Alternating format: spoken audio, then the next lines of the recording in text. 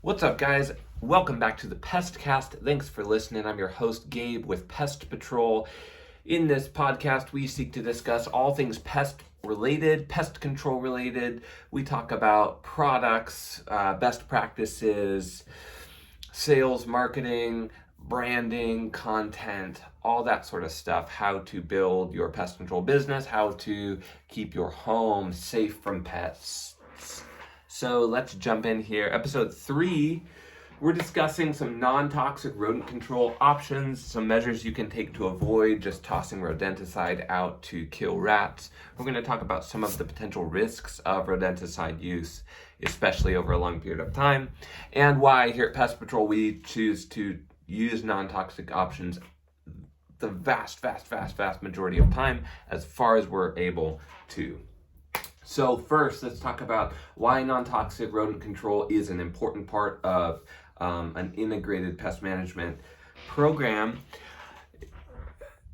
It all comes down to basically secondary poisoning. Now, this gets overplayed, I think, in the media. I think it gets overplayed by people that are sort of overly fearful of this. So you don't want to make this a bigger deal than it is. It is a big deal. We need to be really careful with the products that we're using. Like if you go out and you're a one-off person and you toss some rat poison underneath your house, where you're sure that your children aren't going to be able to get to it, and say you don't have any pets and stuff, like the odds are just statistically that probably you're not necessarily doing a tremendous amount of damage by that one action. The issue is that multiplied over millions and millions and millions of homes, and you're talking about tons and tons of application of these same pesticide, rodenticide products in condensed areas. So in a given city, you're going to have X number of customers that are on every residential area that are either doing their own pest management or they're hiring a company to do it. And 99% of the companies that are doing exterior pest management for rodents, they're using rodenticide of some sort. Generally, they're not going to be using traps because traps are a higher labor item, and they want to be able to kill the rats, right? This makes sense. It's simple. They're in business. They're trying to make money. They're trying to kill the rats. The issue is when you multiply that out and you have the effect of hundreds or thousands or tens of thousands of poisoned rats that are going into the ecosystem, getting eaten by birds and snakes and wildlife. And then even if that amount of poison doesn't kill that wildlife, it contributes to just the amount of pesticides and rodenticides and stuff within that ecosystem, and over time can have a tremendous amount of damage. So we want to be careful with the products that we're using. We want to make sure that you're fully licensed, that you understand the potential ramifications of like secondary poisoning down the food chain. And secondary poisoning is not the only thing you have to worry about. You don't just have to worry about the food chain directly, but also the indirect effects. So if you're spraying products around your house, or if you're using rodenticide, you've got, say no other animal eats a rat and it just dies, and it dies in the ground, and you've got insects and stuff that eat that, and it washes away over time. You're still getting that rodenticide, that poison, however minute it might be, you're getting that pushed back into the water table, into the soil, getting taken up by plants, all that stuff, right? This has some potentially lasting ramifications for the industry, for the people around you. And while, again, your one house taken in isolation is not going to completely destroy the ecosystem around you, if many homes and many companies all across the nation are doing this, you can see some pretty drastic effects. So we do need to be careful and make sure that we're being thoughtful with the products that we use, okay? So that's why non-toxic rodent options are they're viable. They must be viable because, again, if you're in business, you're trying to make money. You're not You're not interested in just giving away free labor or giving away free services. You're trying to make money. You're providing financially for your family, for your team, for their families. You're helping to protect your customer base, right? Rodents are a real threat to civilization and to humanity. So we want them under control. We want their populations mitigated. We want to do that in a way that's not also destroying other aspects of the creation around us. So here's some non-toxic rodent control options. You've got straight up snap traps, like these Victor Pro traps, classic snap traps. Here's a Catchmaster version of that. You've also got more kind of plastic, reusable style snap traps. Glue boards. Glue boards, we don't very highly recommend, but here's a Victor glue board and a Catchmaster glue board option. And then things like electric zappers. Again, we don't really very highly recommend these, but these are some options you can use. And then the only product I'm currently aware of on the market that is sort of technically a rodenticide, but doesn't have any risk of secondary poisoning is RatX. RatX. And RatX, it's really brilliant. If it is a highly effective product, it uses the biology of the rodents against themselves. So rodents have a unique biology where they cannot regurgitate. And so if you can get them to ingest something that does something unique to their biology, it can be really effective. So if you can kind of leverage that against them, right? Sort of like the way that we leverage ant treatments against the natural ant biology, how they forage and how they pass food and stuff to one another. And that's how we go and we take out a queen without having to go and dig through the dirt and find the actual colony and spray it with a chemical. You use their biology against them. And those types of things really greatly help reduce risk of secondary poisoning. So with RatX, it basically dehydrates the rat. It makes it so that they don't sense thirst, and then it dehydrates them from the inside. But it's not something that if you ate would be necessarily harmful because your body would naturally regurgitate it, which is really an interesting thing. And it's also not something that, like, if a raccoon ate would necessarily be harmful because their body would likely just naturally regurgitate it. So that's a really interesting part of the rodenticide industry, and I think that more and more that's going to become the norm. So I've got my radar really tuned in to that side of the rodent technology. I think that is huge. I'm looking for more companies that are going to be pushing that way, because I think the more that we can go that route, taking the way that these animals were created and leveraging that against themselves, humans can regurgitate. And so there's a massive difference there. So if you can take those differences and then capitalize on it in a way that keeps humans safe and is potentially dangerous for rodents is pretty cool, I think. So that's RatX. That would fall under like a kind of an all-natural rodenticide. And then you've got repellent options. And repellents, you have to really understand the anatomy of a rodent, of a rat in particular, and kind of their primary drivers, some of their fears, right? Rats are neophobic, so that means they're afraid of new things in their environment. So anything that is, if you have traps out there, right, that's going to affect how they interact with each other, how they interact with their environment. But they're also like agoraphobic, which means that they have a fear of open places. So they're not naturally under, if they can help it, unless they're really safe in an environment, they're not normally going to go into like the center of a room to travel. They're going to travel along all the edges, underneath areas.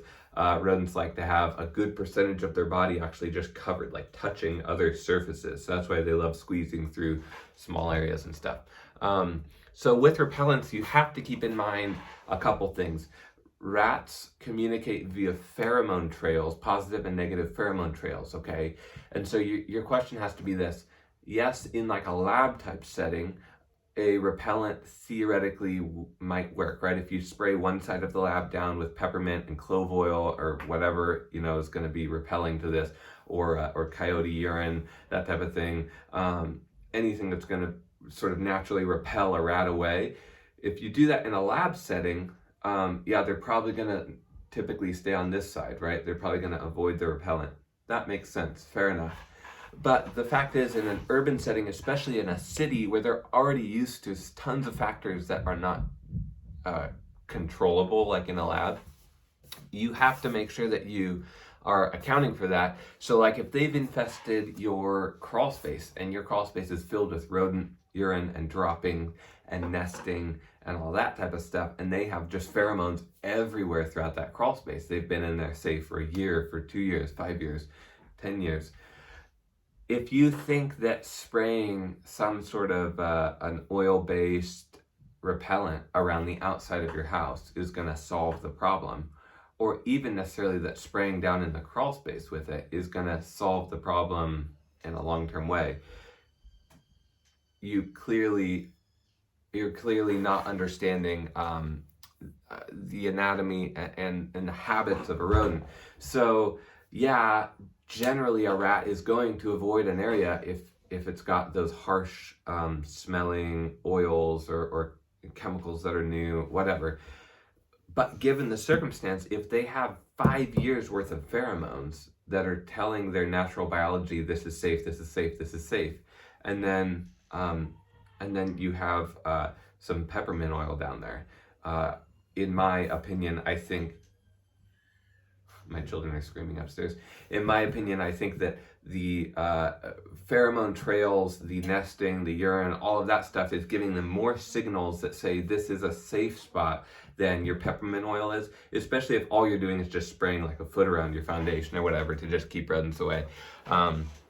So I think there are uses for rodent repellent, and particularly if you have like cleaned everything out, if you've sanitized all your surfaces in your crawl space, and then you've made sure all the entry points are sealed up, right? And then if you want to use like a repellent around maybe the exterior of your home, just so rodents are less likely to come close to the home to even look, I think that would be more of an intelligent way of utilizing repellents. Or even if I think it could potentially work if you went down into the crawl space, if you were like able to find a lot of their nests and their trails and just spray the whole area down, force them to evacuate the crawl space if possible, and then seal everything up. I think that you could theoretically do something like that, but you just have to kind of understand their biology. There's a few different repellents on the market, there's countless repellents on the market.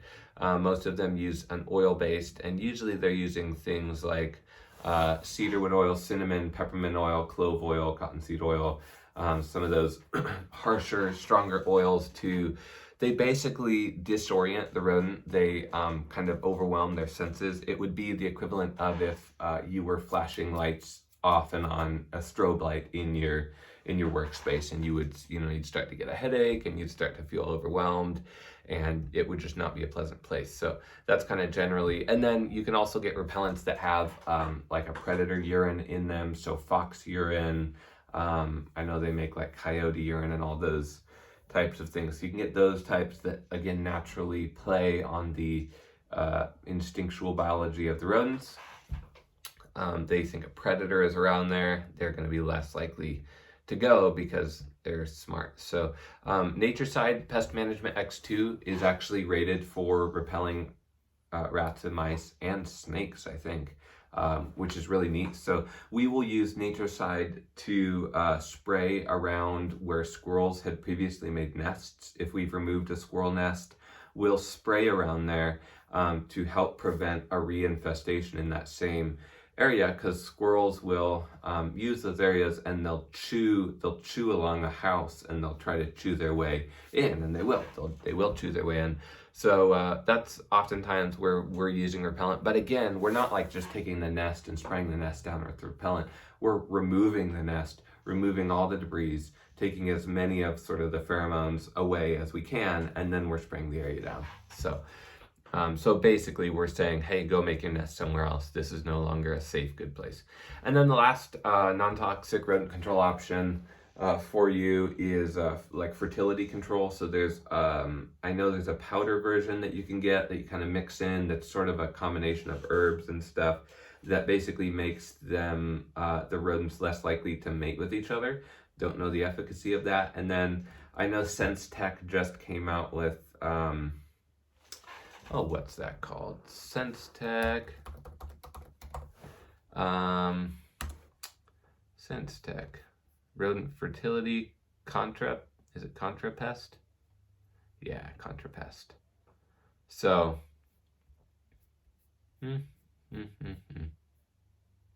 yeah, ContraPest is their non-lethal kind of rodent contraceptive. When I looked into it just briefly a few months ago, it was pretty expensive for what you were getting compared to using some other measures. But I think could be really neat, and especially as they get that figured out, get the cost down on it, and maybe add some additional benefits to it, maybe make it last longer or something. Do more testing on it. I think it could be really cool. Again, with it, you you have to be careful though with the contraceptive stuff, the rodenticide or the rodent-based birth control products. If like a dog gets into that, I know that SenseTech says, oh, it's revolutionary because it goes out of your system really fast. But I think we all have seen enough cases, even just with human contraceptives, where if you utilize it for a long time and then you try to get off it, oftentimes the ramifications of it last for years and years and years, more than what the label initially sort of promised. They always imply, oh, it's great, you can just stop any time, but a lot of times there are future ramifications that we just don't know because these things haven't been on the market for long enough. So same thing with that. I would be careful with how we use that, because again, if your dog gets into it, if your kid gets into it, you don't want to like accidentally sterilize your kid, right? Like these are serious potential ramifications. So we should be careful with that. And then the last thing, of course, is going to be sanitation and exclusion. So I think probably one of the most important aspects of rodent control long-term is professional exclusion, making sure that all the entry points are located and sealed. You can do it yourself. We have videos on how to locate and seal up entry points, but really it is helpful, tremendously helpful, to have somebody who's a professional that knows what they're doing come in, because there are just so many things, guys. I cannot tell you how many customers we have. They call all the time and they say, well, I've never had rats. It's been 20 years, never had rats. And now they're everywhere. And I've looked around and I just can't locate any entry points. And you go and you check and they've got like 4 vent screens out and they've got a hole in their roof vent. And you're like, you can't even blame them, right? Because this is not their job. Their job is not to locate this stuff. So they're just not thinking the same as what a pest technician would think through. And so it's important, if you're trying to do this yourself, good sanitation, removing all their food sources, cleaning up all of the soiled vapor barriers, soiled insulation, loose droppings, cleaning all that up, sanitizing the area, installing new stuff, and making sure entry points are located, all of them, and sealed up professionally is going to be vitally, vitally, vitally important for the long-term success of defending your home against rodents. You can do this without using any poison, which is really neat, especially right now. What an age to live in, where we can have